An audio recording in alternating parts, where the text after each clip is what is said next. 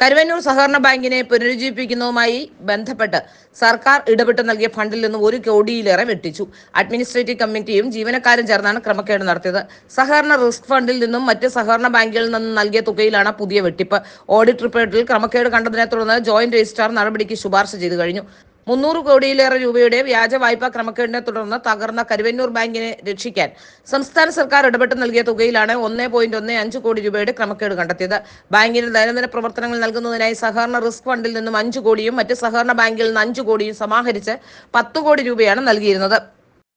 ചെലവ് ചുരുക്കലിന്റെ ഭാഗമായി ബാങ്കിനെ സൂപ്പർ ഗ്രേഡിൽ നിന്ന് ക്ലാസ് 7ലേക്ക് താഴ്ത്തുകയും ചെയ്തിരുന്നു. ഇതോടെ ജീവനക്കാരുടെ ശമ്പളമടക്കമുള്ള ആനുകൂല്യങ്ങളിലും കുറവ് വരും.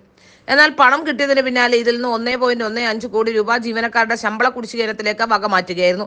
സൂപ്പർ ഗ്രേഡിൽ നിന്ന് ക്ലാസ് 7ലേക്ക് തരം താഴ്ത്തുമ്പോൾ ശമ്പള സ്കെയിലിൽ ഉണ്ടാകുന്ന മാറ്റവും പരിഗണിച്ചില്ല.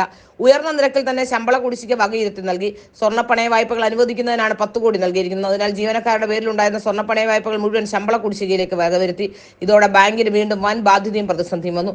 നിക്ഷേപത്തിൽ നിന്ന് ചെറിയ തുകയെങ്കിലും തിരികെ കിട്ടുമെന്ന് പ്രതീക്ഷിച്ച് കഴിയുന്ന 100 കണക്കിന് പേർക്ക് 1 രൂപ പോലും നൽകാതെയാണ് ജീവനക്കാർക്ക് വഴിവിട്ട പണം നൽകിക്കൊണ്ടിരിക്കുന്നത്.